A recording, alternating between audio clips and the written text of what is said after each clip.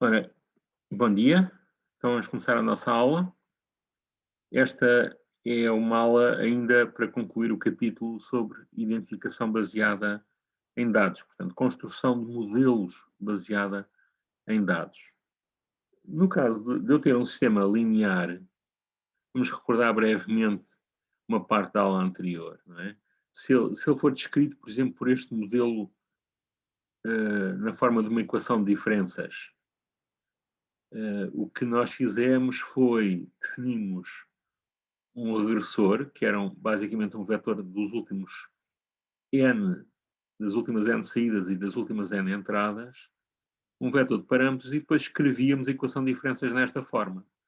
Portanto, o yt, a saída no instante t, era uma combinação linear dos últimos t's e dos últimos i's, e o θ era o vetor de parâmetros. E havia um desvio, que eu chamo ruído, não é? Ruído, que mede a diferença entre o que o modelo nos diz, que são este primeiro termo, o φ transposto θ, e o que de facto nós observamos para o y. E depois temos, falámos nas duas últimas aulas no critério de mínimos quadrados, em que basicamente eu vou somar os desvios do modelo em relação às observações para todos os dados e vou à procura do vetor θ que minimiza esta quantidade, chamado funcional de mínimos quadrados.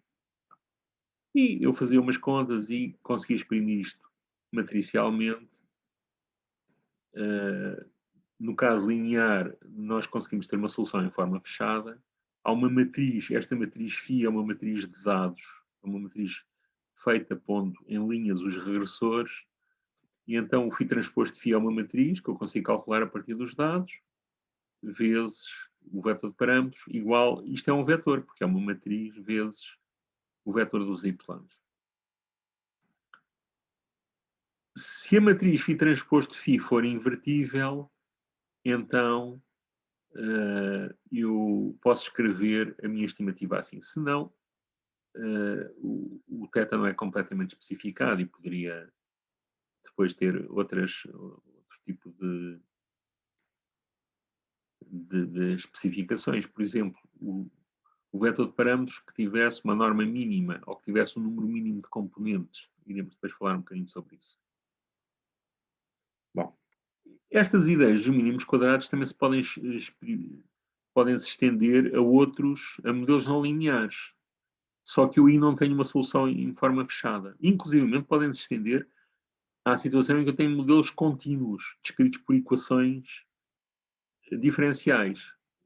Vamos considerar esta situação em que eu tenho o meu modelo de estado, x ponto igual a um f de x e de u, e estas funções f vão depender de um vetor de parâmetros. Tenho observações. Também podia ter colocado aqui assim a função das observações a depender do θ. E eu quero estimar o θ, portanto observo o u e o y, ou o u, o x e o y, mas vamos supor que quero o u e o y, e quero estimar o θ. Então, como é que eu posso fazer isso? Vamos supor que eu sei a forma das funções f e h. Bem? Eu defino um funcional de mínimos quadrados. Reparem que eu aqui pus meti uma subtileza adicional, que é, tenho aqui um peso, 1 sobre um valor ao quadrado. Eu aqui estava a supor que há observações mais ruidosas do que outras. Até podia fazer aqui bastantes variantes depois sobre isto. Não é? No caso anterior, nós dávamos igual valor a todas as observações e, portanto, estes sigma k eram todos iguais a 1. Não é? Mas se eu tivesse mais ruído em algumas delas, e se soubesse isso, se agora dependia da maneira, do tipo de problema específico que eu tivesse, eu podia ter, este sigma k era o desvio padrão dos erros. E isso pesava o funcional de mínimos quadrados quando eu construí. Então vamos supor que temos o nosso funcional de mínimos quadrados, este sigma k é conhecido, portanto, se quiserem, consideram-no igual a 1, e eu agora tenho o problema de calcular o y de chapéu de k quer dizer o resultado do modelo. Como é que eu faço isso? Eu vou integrando a equação. Portanto, quando eu tenho um determinado θ, um vetor de parâmetros, e quero calcular o funcional para esse valor, o que é que eu tenho que fazer? Tenho que integrar as equações de estado. Está bem? Isso permite-me ter um algoritmo de estimação que acaba por ser um algoritmo de minimização do J em ordem ao θ, que me vai ajustando os parâmetros do modelo e que me vai, enfim, fazendo o y de chapéu para ir para perto do y. Portanto, eu posso fazer isto ou em tempo discreto, as coisas já estão muito arrumadinhas, não tenho que integrar equações, ou em tempo contínuo. Nesse caso, eu vou ter que calcular a solução destas equações, que definiu o sistema. Neste caso, era um modelo de estado, podia ser não linear ou linear, e para poder calcular este y de chapéu, dado um certo θ. Portanto, reparem que no caso não linear eu posso ter, inclusivamente, uma carga computacional muito elevada. Mas a ideia dos mínimos quadrados mantém-se. Deixem-me dar-vos aqui um exemplo. Nós, neste caso, não temos nenhum sinal LU, mas temos um sistema não linear, que é o modelo do HIV, que já falámos numa aula anterior, e eu posso querer estimar estes parâmetros S, o D, o beta, o μ2 e o μ1 e o K. Bem? Então vou usar essa técnica. Eu não vos vou mostrar resultados sobre isto. Reparem que eu depois tenho problemas porque pode haver combinações de parâmetros que levem ao mesmo valor do funcional de mínimos quadrados. Ou ao mesmo, porque levam ao mesmo resultado da solução das equações. Isso é o problema da identificabilidade de parâmetros, que é um problema, no caso linear, já tem alguma dificuldade. No caso não linear, é muito mais difícil. Isto ultrapassa muito os objetivos desta disciplina.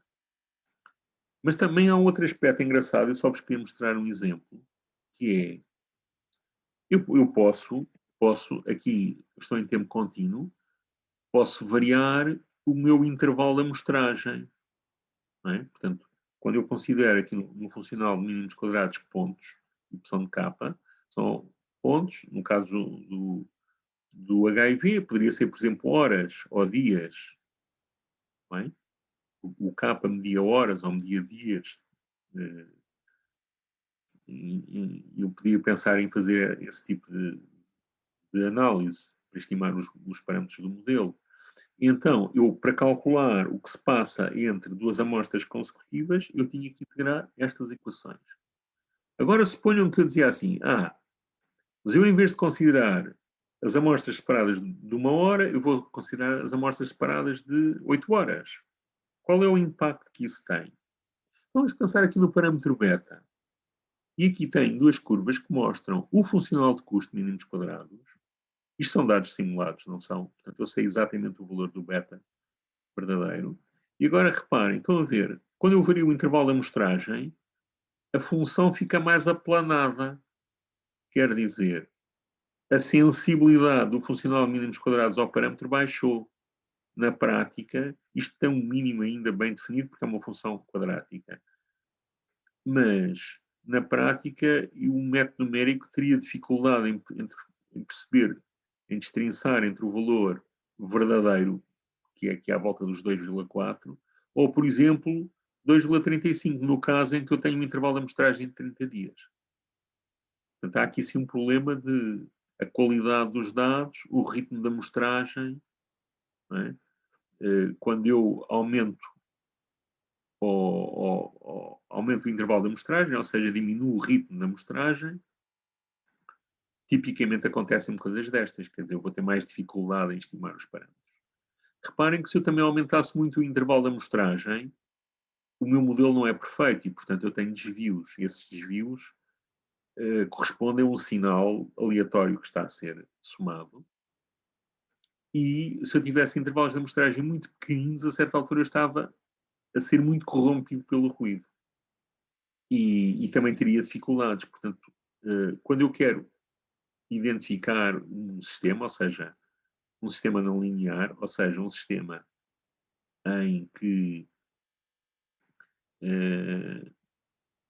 um sistema contínuo, em que eu tenho que ter tenho que decidir qual é o intervalo entre os dados, há decisões que eu tenho que tomar que têm um impacto muito forte sobre a qualidade das estimativas. Não é? Às vezes eu gostava de ter dados menos espaçados, portanto com um ritmo de amostragem maior, ter mais amostras e caminhar da curva azul para a curva vermelha, não é? E não posso por determinadas razões, ou porque não tenho dinheiro para fazer essas medidas, ou porque não há razões éticas, não é? No caso do HIV, há imensas razões éticas, eu não posso por isso simplesmente pôr uma éticas e económicas, éticas porque eu não posso começar a tirar amostras de sangue das pessoas assim porque por qualquer razão, e económicas também porque os testes custam muito caro, não é? Portanto, uma pessoa que tenha um orçamento, há um objetivo, tem um orçamento para fazer o trabalho, tem que ajustar. Isso também é uma parte do problema.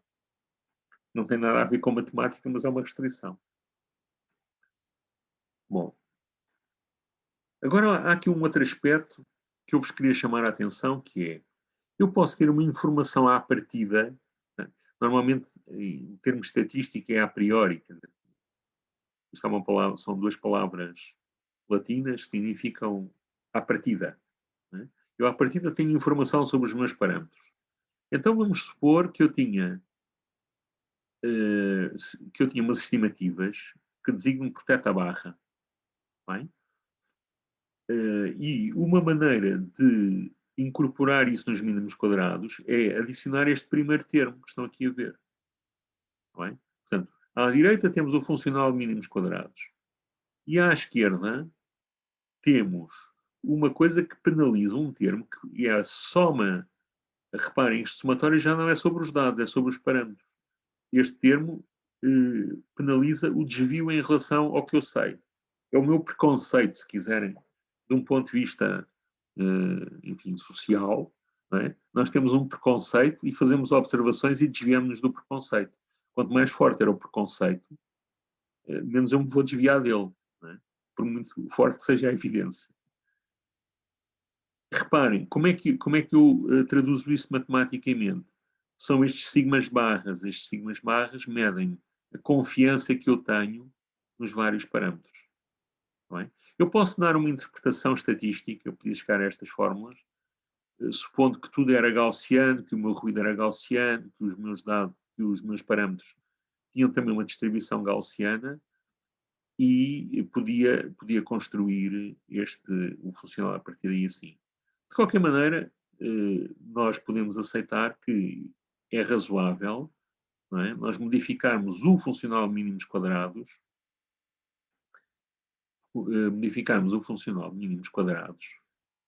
para, com este termo, que mede a diferença entre a estimativa que eu tenho e os valores que eu achava que as coisas tinham.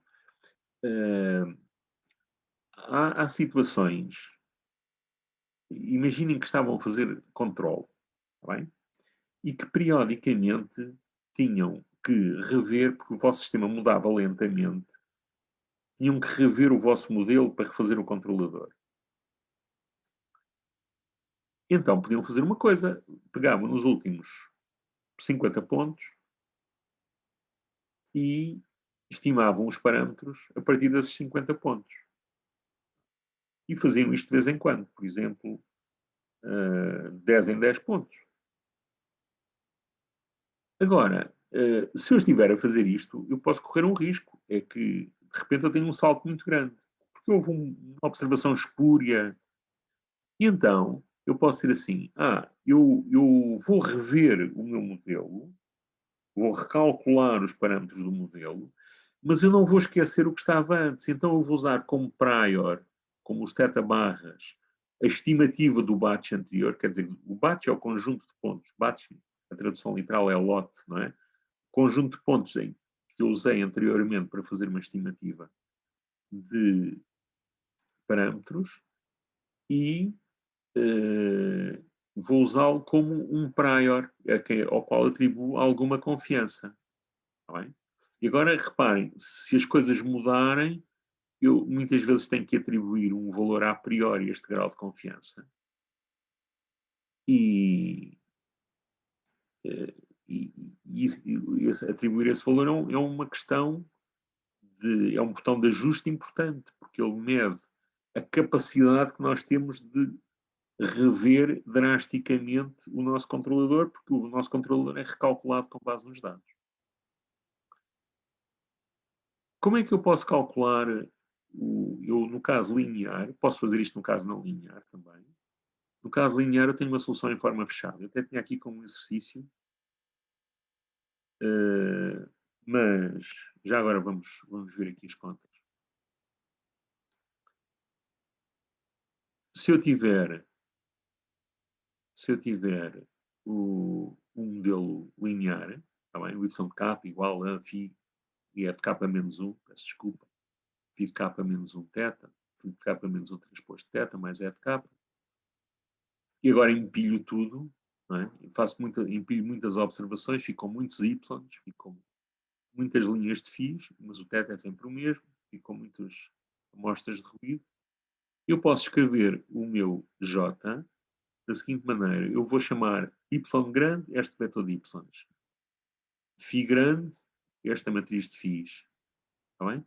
E epsilon ao vetor dos ruídos. Então, eu posso escrever o meu funcional de custo desta maneira que está aqui. É um termo que me mede a confiança no que eu tinha e o que eu tinha é avaliado por θ menos o θ chapéu. O θ chapéu eram as estimativas que eu tinha antes. Este alfa tem a ver com a variância das minhas observações. Estou a assumir que todas têm a mesma confiança. E o alfa seria o inverso das variâncias do ruído, que era igual para todas. E depois tenho o outro termo, que é o termo de mínimos quadrados, que é a diferença entre o y e o modelo do y, que é reparem, aqui o y era φ θ mais epsilon, portanto, o que eu estou à espera, o meu modelo é o φ θ. Bem? Pronto. Lembra-se destas regras a norma quadrada, a norma euclidiana é o transposto de um vetor vezes ele próprio, que é a soma dos elementos ao quadrado. E o gradiente, quando eu tenho uma função linear do x, um b transposto x, é por isso simplesmente o b transposto. O gradiente é um vetor de linha. E se tem uma forma quadrática, x transposto a x, em que há uma matriz simétrica, eu vou ter 2 vezes x transposto a, o gradiente. Então vamos usar estas regras. Como é que eu vou calcular a estimativa? Alguém me diz? O que é que eu tenho que fazer agora?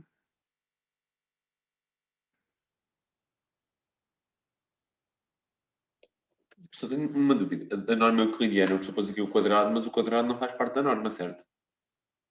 Não, a norma é sem o quadrado, aquilo é a norma ao quadrado. Ok. Está bem? Muitas vezes a norma euclidiana é a norma 2, então eu ponho um 2 aqui em baixo. É para dizer que é a norma euclidiana. Eu aqui estou já a dizer, as barrinhas significa a norma. Aqui temos a norma ao quadrado, portanto, a norma, que é o comprimento do vetor, é a raiz quadrada do x transposto x. Então, como é que eu calculava o mínimo deste funcional de custo? Qual era o primeiro passo que eu ia fazer?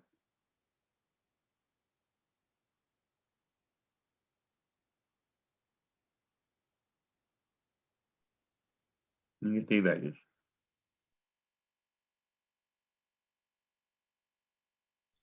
Derivar. Eu tenho que derivar, portanto, tenho que calcular o gradiente. Não é? De alguma maneira eu vou precisar de usar estas expressões que estão aqui em baixo. Mas como é que eu derivo a norma ao quadrado? Se calhar tenho que escrever isto de uma outra maneira. Como é que eu faço?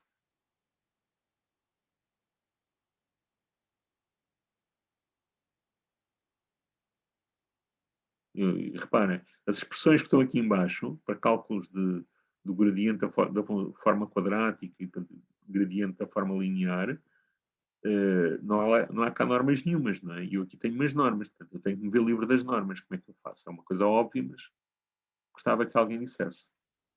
Substituir pela expressão que o professor tem ali, x transposto vezes x. Exatamente, portanto, onde está a norma, eu vou pôr o vetor transposto vezes o próprio vetor.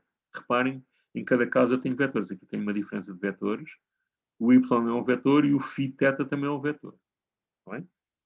Então, vamos lá ver. Portanto, eu tinha alfa, e agora θ menos θ barra ao quadrado, é o θ menos θ barra transposto, θ menos θ barra. Está bem? E aqui a mesma coisa, portanto, ficava y menos φ θ transposto, que eu aqui já transpus. Reparem, eu tive que transpor, eu tive que inverter a ordem das matrizes, não é? Portanto, a transposta de um produto de matrizes é o produto das transpostas por ordem inversa, não é? Vezes o vetor y menos θ. E agora expande esta brincadeira toda. Agora, vamos lá ver uma coisa. Vamos lá ver uma coisa.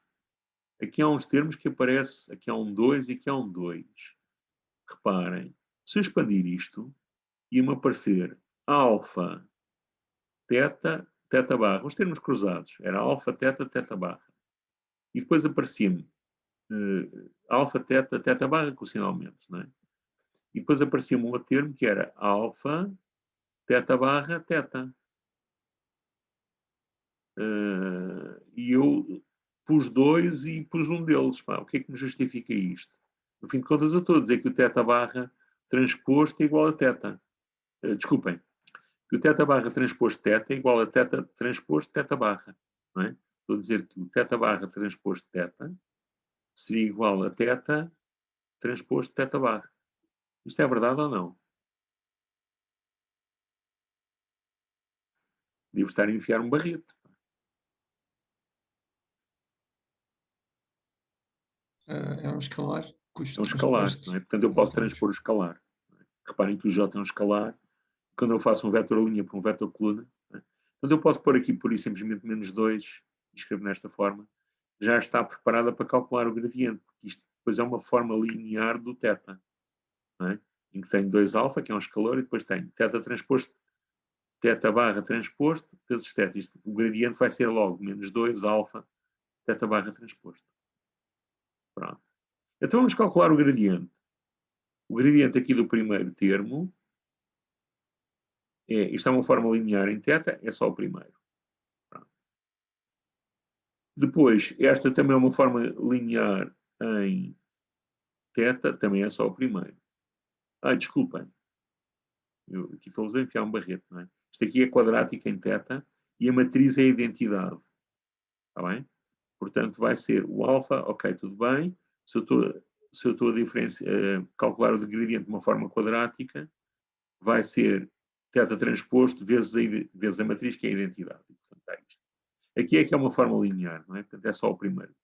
É só o primeiro termo, é o θ barra transposto. Depois, este aqui, quanto é que dá? O gradiente disto? Em ordem a θ? Dá zero. Dá zero, porque não depende de θ, não é? E este aqui também é a mesma coisa, não é? Também dá zero. Não é? E agora, aqui assim, temos, uma vez mais, uma forma linear.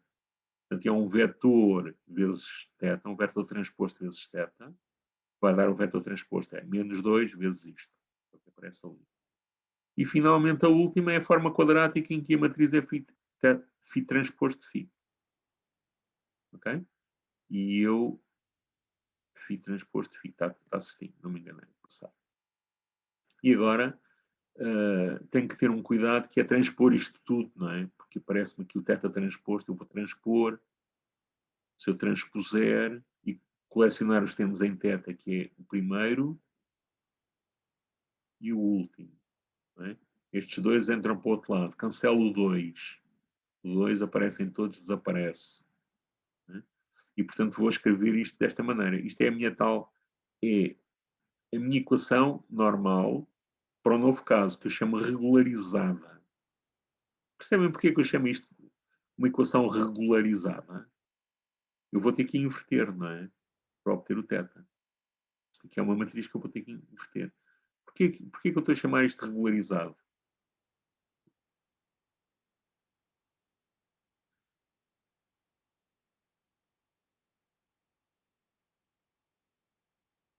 Qual é a diferença em relação aos mínimos quadrados? Lembram-se? Nos mínimos quadrados não havia alfa, não é?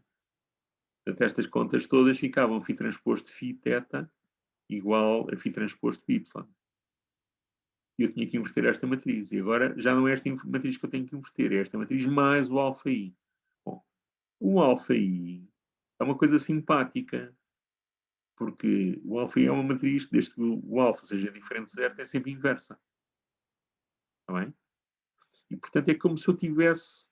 Se esta matriz não tivesse inversa, se calhar a soma das duas tem. Era preciso ter muito azar para ir aqui nos elementos que precisava precisavam de ser independentes, eu ir cancelar, não é? Com isto. Isto com grande probabilidade vai ficar. Não posso provar que é invertível para todos, mas com grande probabilidade isto vai ficar invertível. Está bem? E, portanto, eu estou a regularizar a matriz, quer dizer, estou a torná-la invertível. Este termo chama-se uma regularização. Eu não estou este termo aqui, o primeiro termo tem a ver com o meu prior, diz assim, o meu θ não pode ser qualquer coisa, pá, estou a puxá-lo aqui para o pé do θ barra. Não é? Isto é regularizar, é meter na ordem, se quiser. Não é? O termo técnico é regularizar. Algum comentário sobre o que eu disse até agora? Ou perguntas?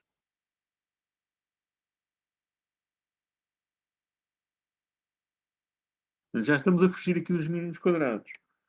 Há uma outra coisa que não faz parte do programa, mas eu já agora gostava de vos falar, que é assim. Eu podia meter outros termos de regularização.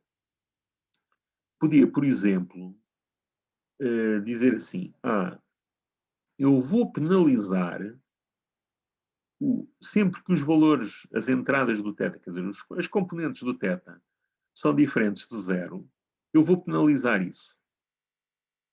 Ok? E, portanto, ia pôr um termo que era o número de componentes do θ diferentes de zero. Porquê? Porque eu quero é ter um modelo mais simples possível. E tendo um modelo mais simples possível significa que eu vou ter poucos parâmetros. Está bem? Portanto, em vez do sistema ser de ordem 5, é de ordem 3. Ou lá pelo meio é qualquer coisa que fica a 0. Né? Mantém-se de ordem 5, mas há algum parâmetro intermédio que fica. Pronto. Então, alguém pensou, eu vou usar o que se chama a norma L0. A norma L0 é o número de elementos não nulos de um vetor. Tá bem?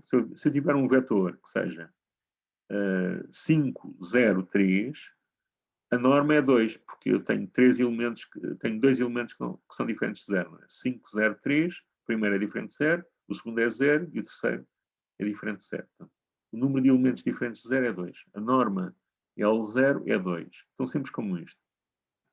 Bom. Então, mas o professor agora deu inteiros, mas isso pode ser com números reais também?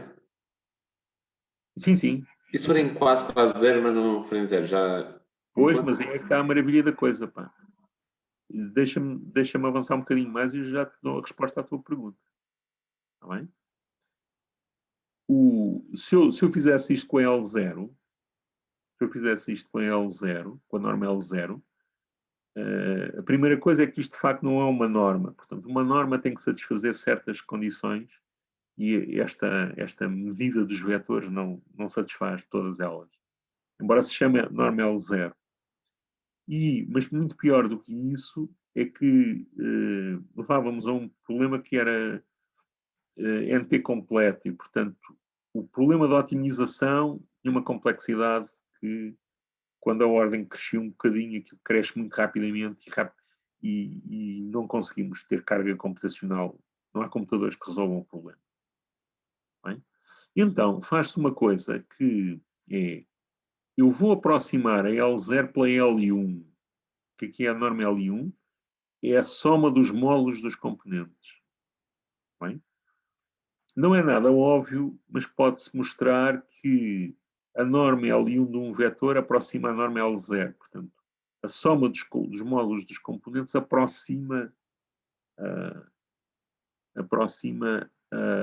o número de componentes que é diferente de zero. E então eu fico com isto. Ok? Pronto. O que é que vai acontecer? Aquilo que vai acontecer é que, se eu tiver só coisas quadráticas, por exemplo, quando eu tinha o prior, também tinha ali um termo de regularização. Quando eu tinha o prior, eu tinha coisas quadráticas. Nas coisas quadráticas eu posso estimar parâmetros que são muito pequeninos. Às vezes, imaginem que eu até podia fazer uma simulação em que alguns dos parâmetros, eu supunha que o sistema era de ordem 5, mas ele de facto era de ordem 3. Portanto, há ali dois parâmetros que teoricamente iam ser zero, mas não convergem para zero. Se vocês usarem os mínimos quadrados, o ruído vai causar ali sempre qualquer coisa e eles não são zero. São muito pequeninos, mas não são zero. Ao passo que com estas normas, de facto, ficam zero. Ok? Portanto, a resposta à tua pergunta, Rafael, é assim. É que, de facto, com estas normas, eles ficam zero.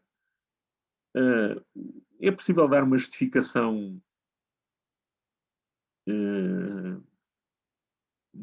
heurística para isto, que dá um certo trabalho. Quer dizer, assim às primeiras as pessoas engolem, mas depois, se a gente começa a examinar o argumento heurístico, precisamos de ir um bocado mais fundo e eu optei por não o pôr aqui.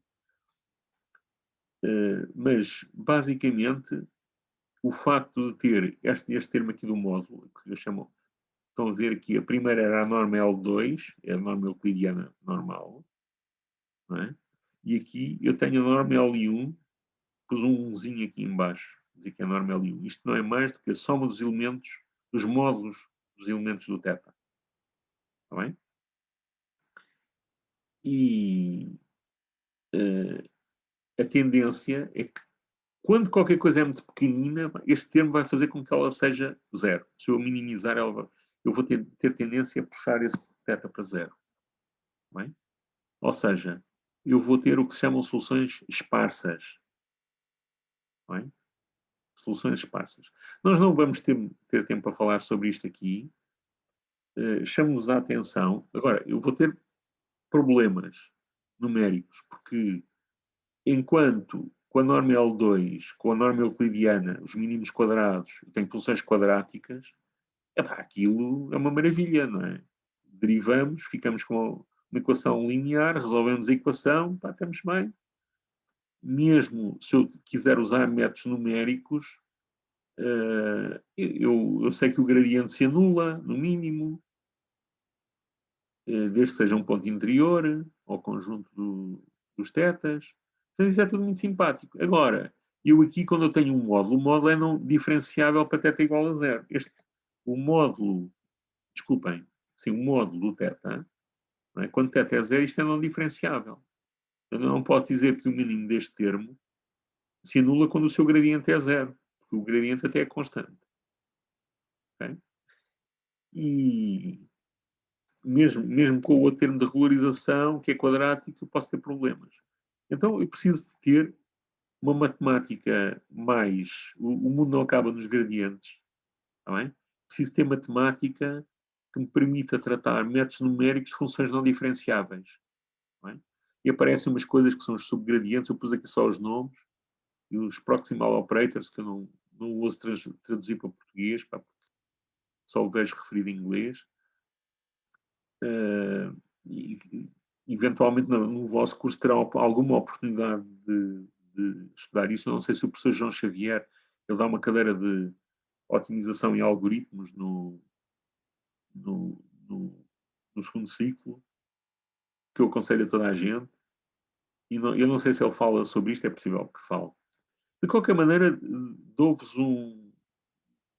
faço-vos uma sugestão. As pessoas mais interessadas podem ir a esta página, estão aqui, e há um pacote que é muito fácil de instalar no MATLAB, que é o CVX, em que isto vem de Convex Programming.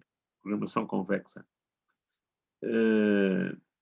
Isto basicamente a instalação é só copiar nos fecheiros e alterar o passe, ou até nem isso.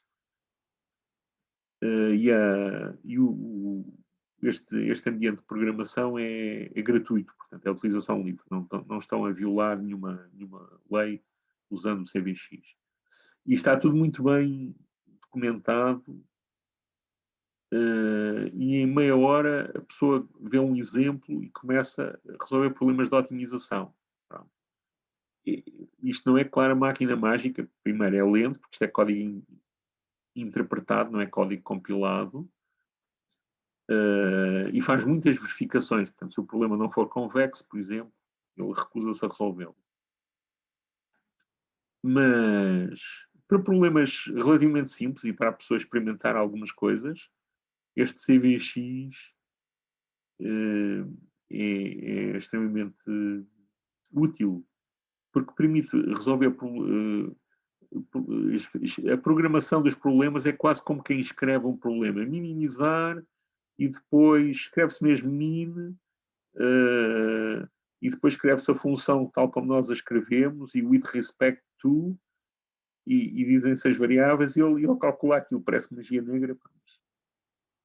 E este CVX permite resolver problemas, em particular com a norma L1. Tá bem? Portanto, este slide não será nunca usado, ou não será usado, não faz parte da matéria, mas pode ser que alguns de vós tenham interesse e depois nas vossas teses tenham a oportunidade de usar este software. Alguma pergunta? Pronto, então vamos avançar um bocadinho mais. Eu posso olhar para os mínimos quadrados de uma outra maneira. Que é assim. Eu tenho o meu sistema a identificar e aplico-lhe um sinal U, tá bem? E vejo um Y. E agora eu tenho um modelo e eu quero ajustar os parâmetros do meu modelo para que ele fique parecido com o sistema. Tá bem? Eu cito com a mesma entrada e vou ajustando o θ. Está aqui esta setinha vermelha a dizer, põe lá um valor do θ, a ver o que é que aquilo dá. Então eu vou ter uma estimativa do P, do Y, desculpem, é que eu chamo Y de chapéu. É como se eu estivesse a prever o que é que ia acontecer no Y. E tenho um erro, que é a diferença entre o YT e o Y de chapéu T, dado o meu vetor de parâmetro. Isto, eu posso fazer agora muitas coisas. Posso fazer aqui muitas coisas. Já vos vou mostrar a seguir. Mas antes deixem-me dizer qual é esta classe muito vasta de métodos. São os chamados Prediction Error Methods, PEM. Não há assim uma nomenclatura em português muito consistente sobre isto. Acho que se pode traduzir como métodos de erros de predição. Está bem? Então, nos métodos de erros de predição, o que é que eu tenho? Estamos a falar de uma classe de métodos. Em particular, os mínimos quadrados é um caso particular. Portanto, eu calculo a diferença entre a minha saída do sistema e o que eu estou à espera que a saída do sistema seja, tendo em conta o meu modelo. E posso fazer isto de muitas maneiras. Não é? Já vimos, eu posso usar uma equação de diferenças, se tiver um modelo entrada-saída e for em tempo discreto, posso usar um modelo de estado em tempo discreto ou em tempo contínuo. Nesse caso tenho que integrar as coisas.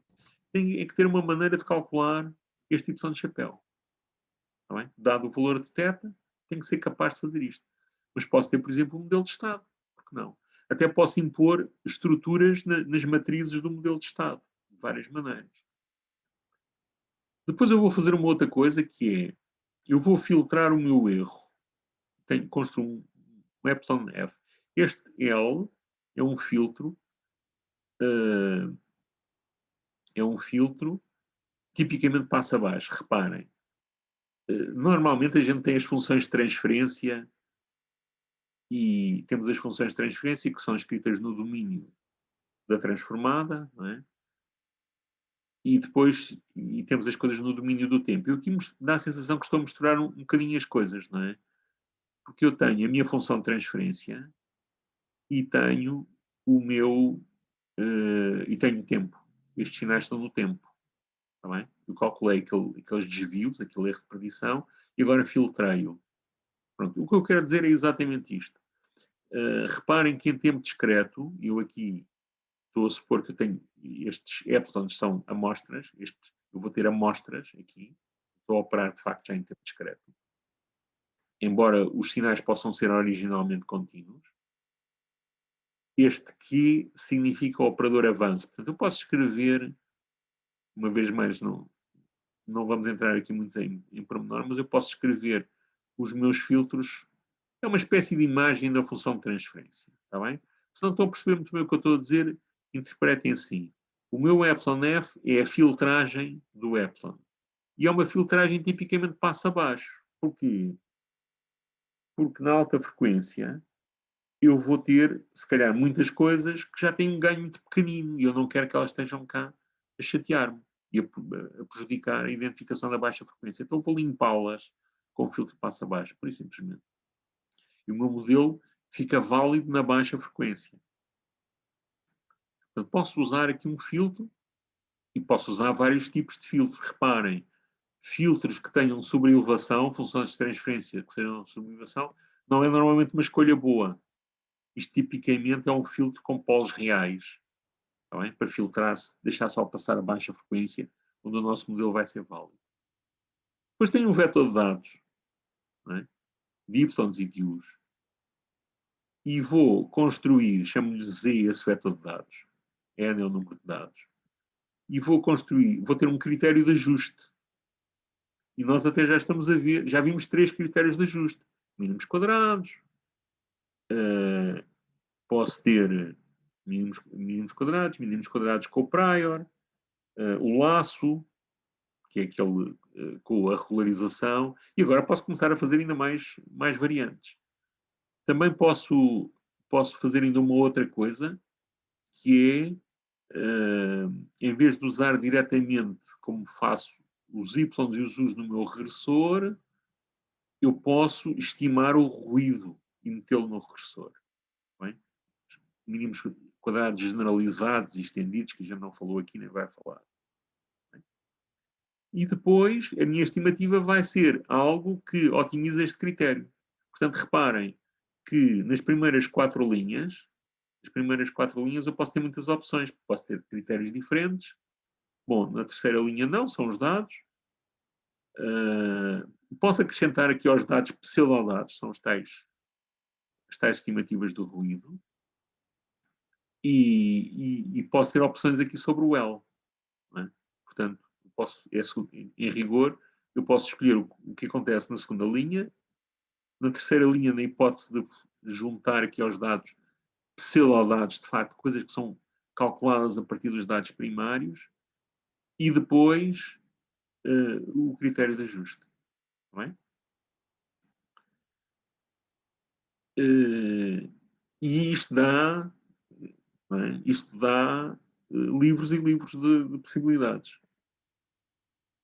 Nos mínimos quadrados, não é? O meu preditor é no fim de contas, é um modelo de regressão linear. É?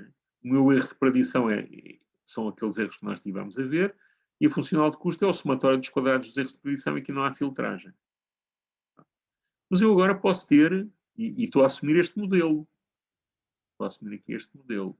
Também podia ter assumido um modelo de Estado. As coisas ficavam mais complicadas. Bom, as boas notícias é que há, na System Identification Toolbox, há uma função, que é o SSEST, que permite estimar, por exemplo, modelos de Estado. Está bem? Eu queria-vos mostrar agora alguns exemplos de como é que estas coisas podem funcionar na prática, quer com mínimos quadrados, quer com variantes dos mínimos quadrados, para ter em conta, lembram-se do ruído colorido que desviava as estimativas? Queria dar-vos alguns exemplos. Alguma pergunta sobre o que eu disse até agora? Ok, então vamos avançar. Então, vamos supor que eu queria estimar modelos como este aqui dos mínimos quadrados. Portanto, queria estimar os A's e os B's. Está bem? Queria estimar exatamente esta equação de diferença.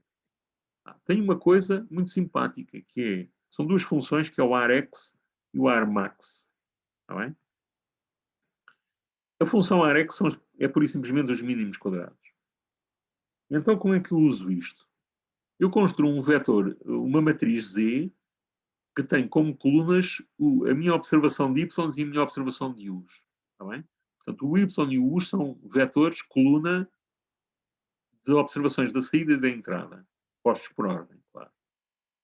Depois eu tenho que assumir as ordens. Aqui neste caso era 4, 1, 4. Este C é muito importante. Imaginem que eu aqui, em vez de ter o ET, tinha ET mais C1 ET menos 1, mais C2 ET menos 2, mais CNC ET menos NC. Não é? É a chamada parte média móvel, por isso é que ele tem aqui assim este MA, Moving Average. Pronto. Eu aqui estou a assumir que o NC é igual ao NA. Muitas vezes isso é razoável. E o atraso do sistema, o atraso puro, que é 1. O atraso puro tem a ver com o U mais à frente, vai em T menos 1. O Y mais à frente vai em Y. Portanto, eu tenho um atraso de 1 no sistema. Não é? Podia não ser. Posso ter atrasos puros maiores. Coleciono estes números todos aqui neste vetor NN. Não é? E a minha identificação é feita como por magia, usando aqui esta linha. Portanto, este TH é o vetor de parâmetros, das estimativas do modelo. É o vetor das estimativas dos parâmetros do modelo. Está bem? Portanto, tem como argumento o Z, que é a matriz de dados, e o NN, que são as opções que eu tive sobre as ordens. Está bem? E agora posso fazer isto ou com o Rx, mínimos quadrados, ou com o Rmax, que é um Prediction Error Method, é um PEM, em que eu tenho em conta o facto do meu ruído ter memória do passado. Este NC traduz-me que eu estou a depender do ET-1, do ET-2, etc. Vamos ver um exemplo muito simples. Isto foi uma simulação que eu fiz e eu tinha ruído colorido. Portanto, em vez de ter só ET, tinha ET mais qualquer coisa vezes ET-1. E fiz a identificação e agora comparo os meus dados, que são os azuis, com a minha estimação. Em cima tenho mínimos quadrados e em baixo tenho a máxima verossimilhança, que é a tal aproximação, isto de facto não é a máxima verossimilhança, é a tal aproximação dada pelo Rmax, que é um Prediction Error Method. E estão a ver que, quando eu fiz a estimação com os mínimos quadrados,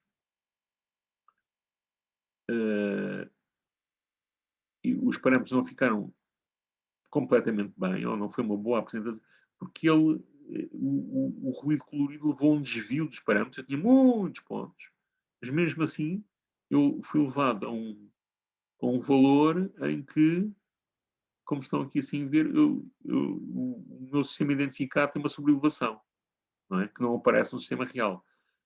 Quando eu uso o Rmax, eu limpo completamente aquele erro. É? Alguma pergunta? Professor, eu não percebi muito bem ali no slide anterior o que era o NA e essas constantes. O NA é este N, o NB é o M, está bem?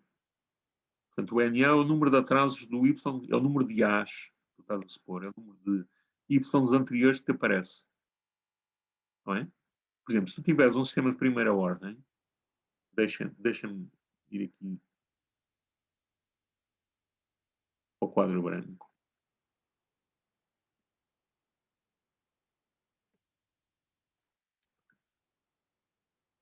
Não tenho aqui a minha mesa de digitalização montada, mas fazemos à mão. Assim com o dedo, por exemplo. Se eu tiver Y de capa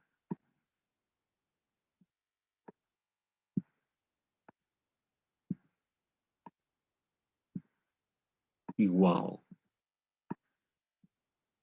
menos uma constante.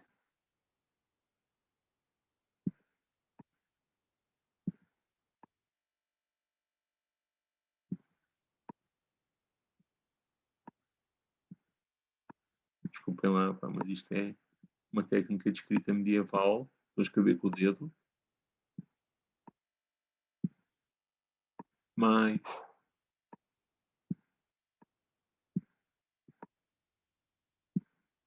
B0 U de capa menos 1. Está bem? Uma coisa assim. O que é que acontece? Isto é um sistema de primeira ordem. Quantos As é que tu tens? Tens 1. Está bem? O teu NA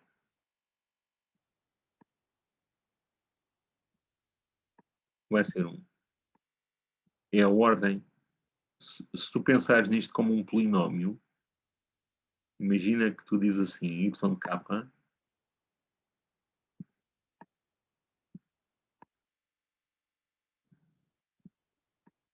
e agora tenho aqui assim 1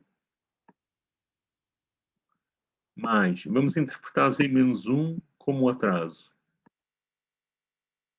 Mais A1, Z menos 1. Desculpa.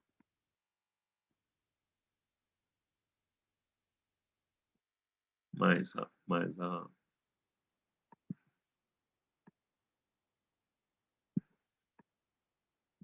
A1, Z menos 1.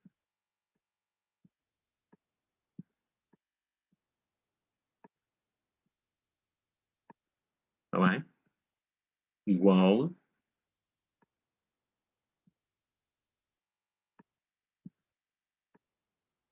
E agora ficava-te este B0, U de capa menos 1. Pronto. E agora vês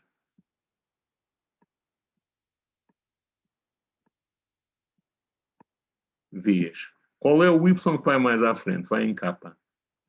Qual é o U que vai mais à frente? Em capa menos 1. Portanto, o atraso, que é o teu ND,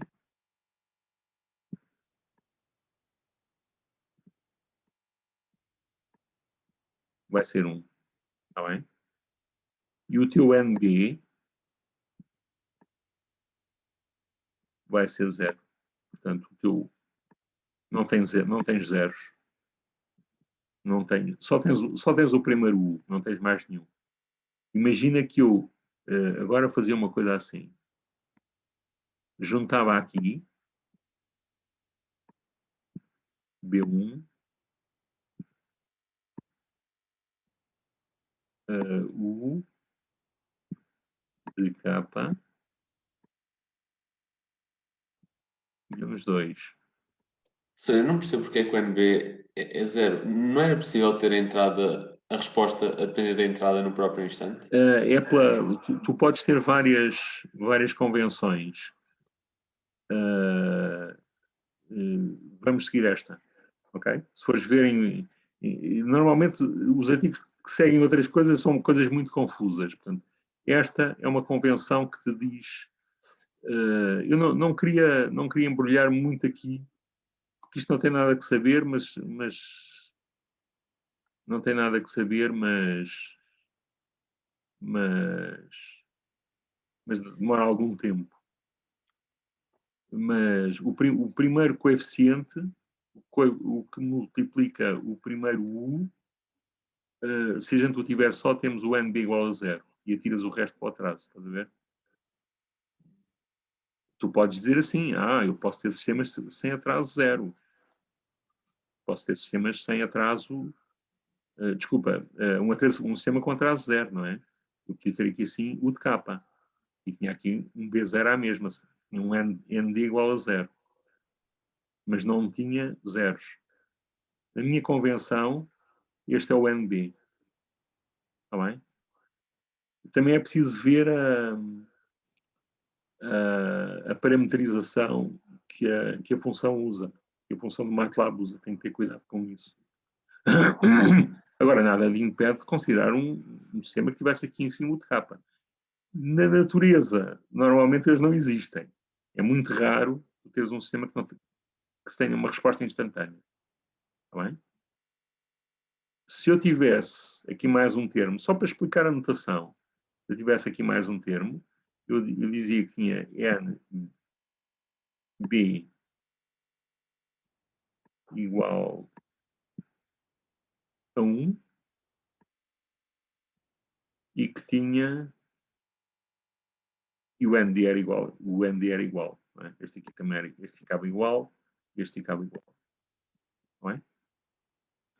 Portanto, a parametrização em geral é esta, quer dizer, o NA é o número dos A's e o NB é o número dos B's, exceto o B0. Está bem? E depois ainda podes ter aqui mais um termo,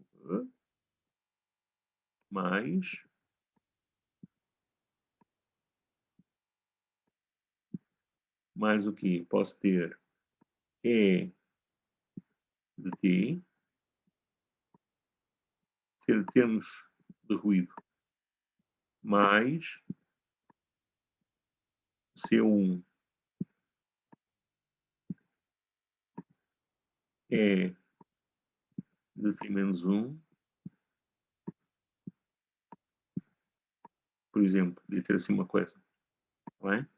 E neste caso eu dizia que tinha um NC igual a 1.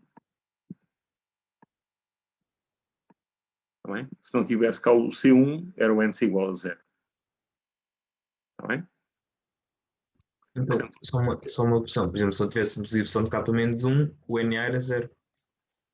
Não, não. Não. Não? O NA era 0, sim. Se não tivéssemos nenhuns, não é? Sim, era Sim, 0. se não tivéssemos y de k menos 1. Exatamente. Se tu quisesse um sistema que só dependia dos U's, para o NA era 0, exatamente. Ok, já Exatamente. entendi. Portanto, isto basicamente dá estes NAs, NBs e NCs, dão-te os últimos Y's e os últimos U's. Está bem? Uma coisa que tem que ter cuidado é ver, para uma dada função, qual é a parametrização que está a ser usada. E essa parametrização, às vezes, dentro do próprio MATLAB, varia. Às vezes até dramaticamente. Está bem? Então, vamos lá aqui outra vez. Reparem que a parametrização não é única. Não é uma questão de convenção. Portanto, aqui sim o NA era N e o NB era M.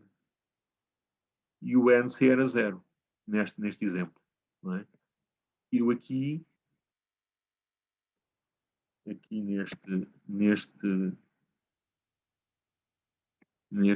é que está? Aqui neste exemplo, que eu nem sequer sei se é o que está a seguir, mas é só para mostrar o que é que eu tenho que especificar. Tenho que especificar o número de Ys atrasados, o número de Bs atrasados, o número de Cs atrasados e o atraso puro do sistema. Está bem? Isto é a diferença entre os atrasos do Y e do U. É o MK. Está bem? E tenho... Portanto, reparem que eu só preciso, com duas instruções, eu fazia a minha história, não é? Definia a matriz de dados, definia as ordens. A matriz de dados vem das observações. As ordens eu tenho que escolher. E agora, mais uma instrução, com três instruções, eu tenho um vetor, tenho uma estimativa. Está bem? Mais alguma pergunta?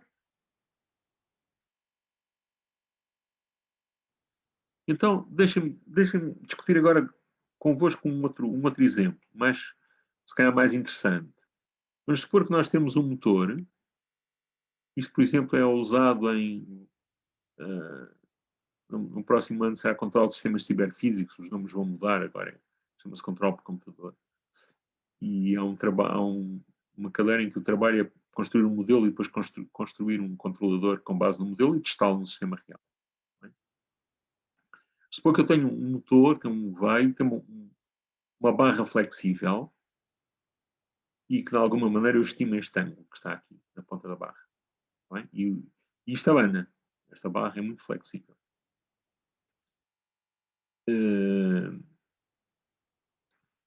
E tenho um motor. Eu tenho aqui um motor. Pronto. E eu agora tenho que perceber que ordem é que eu ponho aqui. O que é que acham? Reparem, cada um daqueles atrasos é um polo, não é? Cada um dos atrasos no Y é um polo. Cada um dos atrasos no P são 2 polos. O que é que estão à espera? Eu tenho um motor e tenho a barra. Qual é o modelo do motor, tipicamente, entre a tensão e a posição? É um sistema de primeira ordem. É um sistema de primeira ordem para a velocidade e depois tem um integrador. É preciso ter cuidado com isso, não é? E depois tem um integrador. Os integradores chateiam. Quando a gente identifica coisas, temos que limpar os integradores. Porque senão o integrador vai mascarar o resto dos dados. Portanto, a técnica é, quando tem um integrador, já sabem que está lá, isso tem que vir da vossa análise do sistema físico, tem que diferenciar os dados e depois, no fim, acrescentam um integrador. Ok, então tenho aqui um sistema de primeira ordem no motor. Vamos pensar para a velocidade, mais o tal polo do integrador que eu vou depois tirar, porque já sei que eu tenho que o acrescentar no fim. E depois o braço flexível. Será um sistema de que ordem?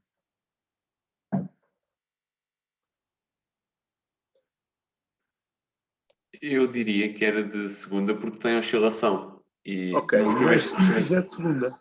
Sim, porque os sistemas Mais de primeira simples é ordem não têm oscilação. Mas reparem também que...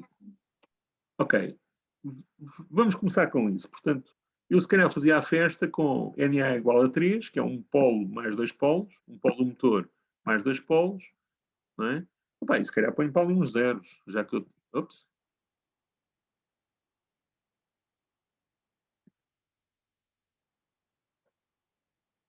Ponho ali mais uns zeros. Bom. Sabem quem é que pintou este quadro? Alguém tem alguma ideia? Ele foi pintado entre 1490 e 1495. O título é Dama com Arminho e está, acho que, na Polónia, em Varsóvia, julgo eu. E a senhora que está lá é Cecília Gallerani, que era muito nova, era muito jovem aqui. Ela era amante do Duque de Milão, Ludovico Sforza. Bom, mas independentemente disso, a pergunta que eu tenho para vos pôr é o que é que podem ver neste quadro? Que característica é que a gente olha para aqui e, se calhar, coisas que nos saltem à vista? Aquele bicho esquisito nos braços dela. Aquele bicho esquisito. Aquele bicho é um arminho. O arminho é uma espécie de um furão, é branco.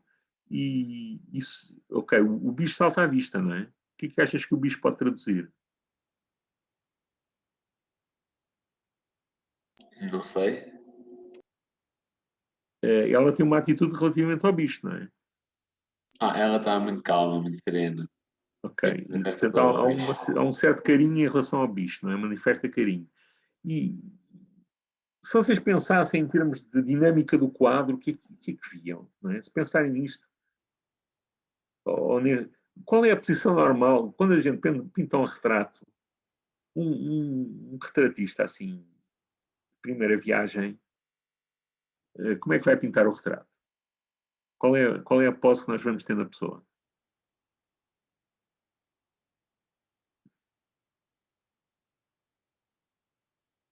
Olhar para o retratista, provavelmente. Olhar para o retratista, não é? Mas aqui ela está a olhar para onde? O que é que acontece aqui? Está a olhar Nela para e no arminho.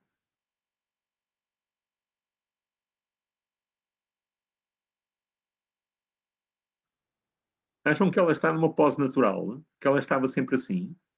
Ela está com o pescoço torcido, não é? O que é que sugere aqui? Acham que isto é mais estático ou é mais dinâmico? Depois ponho esta pergunta no teste, no exame.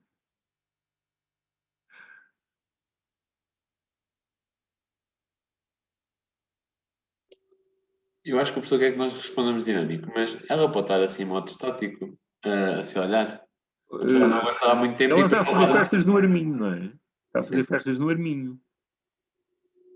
Mas o Arminho não está a olhar para ela. De repente o Arminho, para onde é que fica a olhar? Para o mesmo sítio onde ela está a olhar. Ok, então se calhar é um foco de atenção, não é? Sim. Ambos estão a olhar para um foco de atenção. Não é? Não estão por isso simplesmente ali a pousar, ou ela a fazer festas ao Arminho e olhar para o Arminho a olhar para ela, como seria natural, ou ela a olhar em frente. Não é? Isto, há uma sugestão de movimento. Não é? Se calhar alguém entrou na sala, o Arminho levantou a cabeça, porque sentiu barulho, pá, e ela também olhou, não é? Ok? Então há aqui uma sugestão de movimento. Há se calhar mais coisas que a gente podia dizer sobre o quadro, mas isto não é um curso de pintura. Mas o objetivo deste slide, pá, é olhar para as coisas e vê-las. E nós podemos olhar para as coisas e vê-las e as coisas podem ser dados. Os vossos dados são uma coisa muito importante quando quiserem construir um modelo a partir de dados. Não é? E têm que se habituar a fazer perguntas como: os dados fazem sentido? Estão aqui algumas perguntas, mas pode haver mais perguntas. Os dados fazem sentido? Às vezes nós temos uns dados que não traduz nada. Por exemplo, as coisas podem estar todas saturadas. Não é? Depois há coisas importantes. A média dos dados é nula. Nós já sabemos que se não for nula, nós temos que tirar a média. Qual é a escala de tempo dos dados? Eu estou a lidar com coisas que ocorrem em segundos, milissegundos ou em horas. Eu tenho comportamentos oscilatórios. Há vários tipos de oscilação. Não é? Há comportamentos rápidos e lentos. Reparem que se eu tiver comportamentos rápidos e lentos, eu se calhar vou ter problemas com a identificação. Se tenho não linearidades que sejam nítidas a partir dos dados. Portanto, habituem-se não sei se são frequentadores de museus, mas quando forem a um museu, treinem-se a olhar para os quadros e tentar perceber o que é aquilo, porque é que as coisas estão assim, e o que é que traduzem. E transportem isso para a vossa vida profissional e olhar para os sistemas que concluíram, em particular na identificação, para os dados. Então, vamos olhar aqui para um conjunto de dados. Isto são dados experimentais. Eu agora gostava que me dissessem o que é que vêem, não é? Não vêem nenhum Arminho aqui. E a Cecília Galerani também não está cá. Mas o que é que vêem aqui nos dados?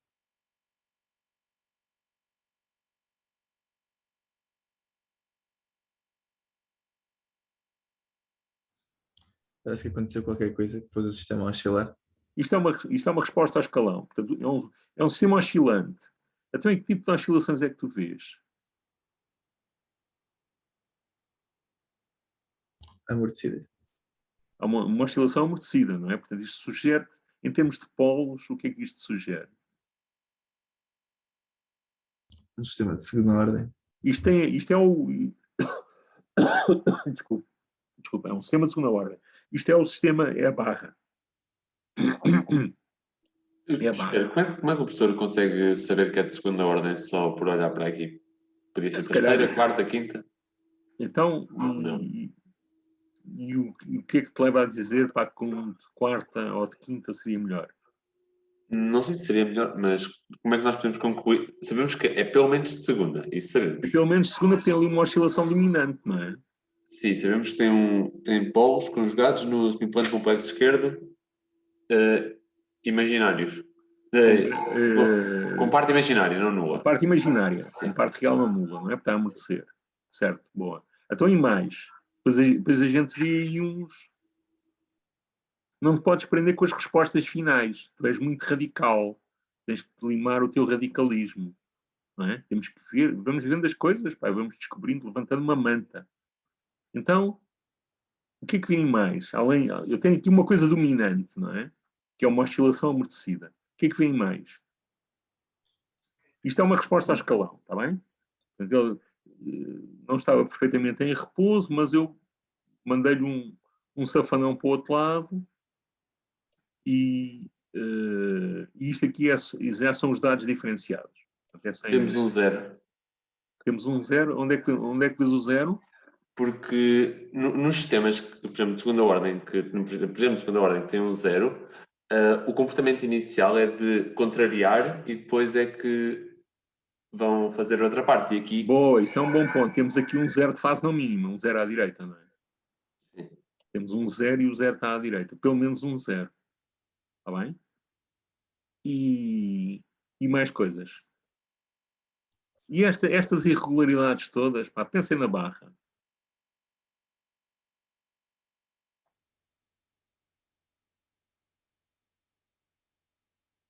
Como é que ela pode oscilar?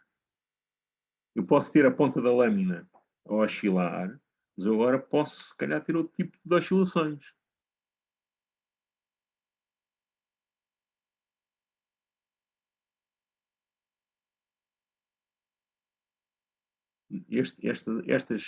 Estas irregularidades aqui não vos sugerem nada. Não pode ser simplesmente ruído de observação. Pode ser ruído de observação, mas ele é muito regular, não é? Dá a sensação que é uma coisa muito regular.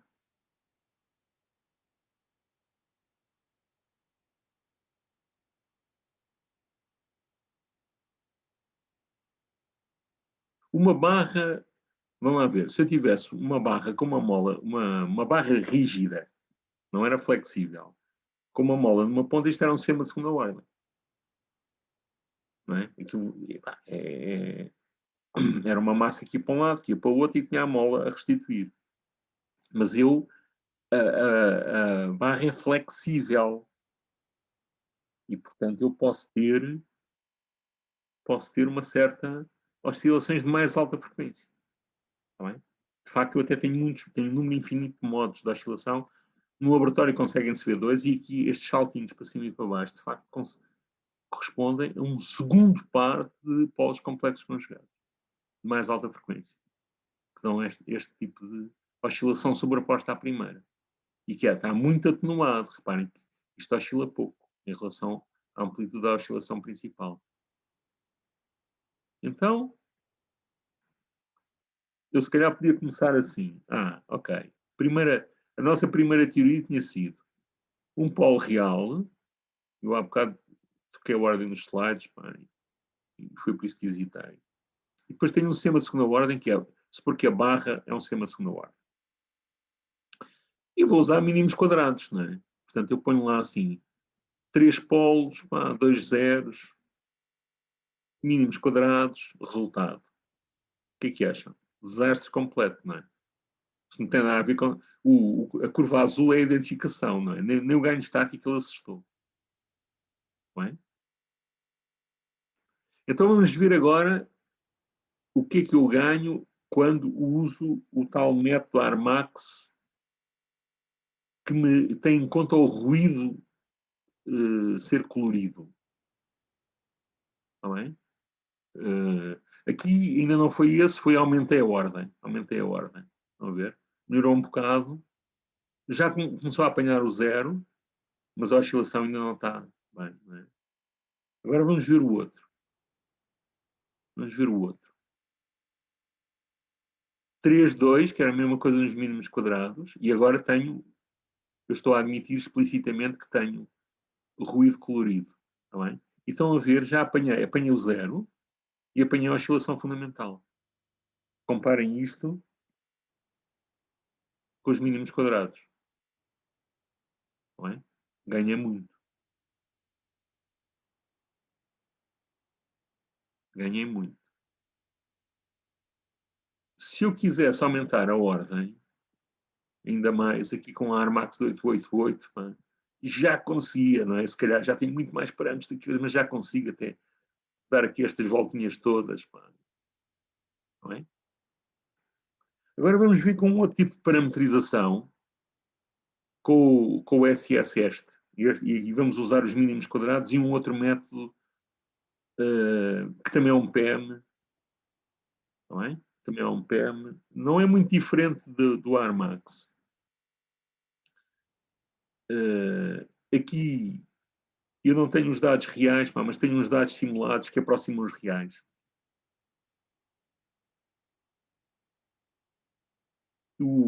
Vocês, para este caso, têm no Fênix, os ficheiros todos estão lá. São 3 ficheiros, é um ficheiro com dados, é um ficheiro com a rotina, e é um terceiro ficheiro, que já não sei o que é que lá tem, mas sei que são 3 ficheiros que vocês podem sacar e experimentar. E que está tudo muito bem comentado, portanto conseguem facilmente ver.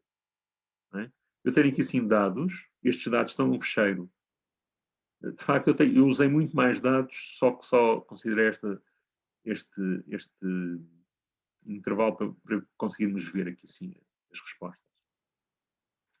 Estou a identificar um modelo em tempo contínuo, no caso anterior era em tempo discreto. O SSS permite-me essa facilidade. Agora reparem a replicação dos dados. Pá, a gente quase nem distingue. Não é? Há aqui umas coisinhas em que o estimado está um bocadinho diferente dos dados. Os dados reais são aqueles a cinzento, quase nem se vêem, estão tapados. Tem um FIT 97% com N igual a 5. Este SS. E agora, uma outra coisa também é vermos a resposta, o tipo de resposta. Não é? Ele apanhou a oscilação de alta frequência, a de baixa frequência, o polo, e agora reparem, quando a gente faz um mapa de polos e zeros, temos um par de polos conjugados que corresponde a esta oscilação de mais baixa frequência, depois um outro par de polos complexos conjugados que dá uma oscilação de muito mais alta frequência, e o zero de fase ao mínimo. Depois temos uns zeros que são desprezáveis. Pronto, foram apanhados pelo método. Tá, mas estes são perfeitamente interpretáveis. E temos o polo motor aqui. Então, além disso, o polo motor. Da relação da posição com a velocidade. Não é? Portanto, o SSS ainda vos faz uma coisa que é, nós à partida não sabemos qual é a ordem. Então, no sítio da ordem, nós podemos indicar um vetor de ordens possíveis. Aqui foi de 1 até 10. E ele dá-vos uma série de barrinhas que vos dão uma figura de mérito. Esta figura de mérito são os valores singulares de Henkel. A teoria disto é terrivelmente complicada. É completamente impossível explicar-vos. Mas, basicamente, o que está aqui sim são a energia dos vários modos da oscilação, os vários modos associados aos vários estados. Está bem? E ele sugere uma coisa. Portanto, normalmente há estados que contribuem menos para a resposta. Se eu tiver um modelo com 10 estados, não é? Há estados que contribuem muito pouco e há estados que contribuem mais. A pessoa depois marca aqui um critério, não é? Podia ser 4, podia ser 5. 5 é mais razoável porque eu tenho 2 conjugados de baixa frequência, 2 conjugados de alta, mais o polo do motor, se calhar o 5 era mais razoável. Entre o 4 e o 5 baixa muito pouco, melhora muito pouco. Não é? Depois temos estes aqui que contribuem muito pouco para a resposta e a gente pode cortá-los. E isto agora, pronto, é um indicador, a pessoa depois tem que fazer simulações para ver, comparar com os dados, etc. Mas eu quis com isto mostrar-vos que vocês têm aqui assim 2 ou 3 ferramentas, que é o AREX, o ARMAX e este SSS, que vos permitem lidar com uma grande variedade de situações, não só nesta cadeira, se calhar noutras cadeiras em que tem que identificar modelos ou estimar os parâmetros de um modelo dinâmico, ou nas vossas teses, vão começar a pensar nelas daqui a um ano, e que permitem, por exemplo, aqui eu, no caso anterior, com a AREX e com a ARMAX, estava a usar modelos em tempo discreto. Com o SSS estava a usar uma parametrização em tempo de estado e em tempo contínuo. No primeiro caso eram modelos de entrada-saída, no SSS eram modelos de estado e em tempo contínuo. Não é? Aquilo funciona também em tempo contínuo. Eu não coloquei assim, aqui os exemplos para vermos a sintaxe, mas, como eu disse, tem um exemplo que está testado e a funcionar e tem lá dados para experimentarem. Podem olhar para lá, aconselho-vos que façam isso. E ficam com uma ferramenta útil para identificação em situações práticas que a pessoa quer rapidamente ter um modelo. Alguma pergunta? Estamos quase a acabar. Está bem, então hoje ficamos por aqui e até quarta-feira.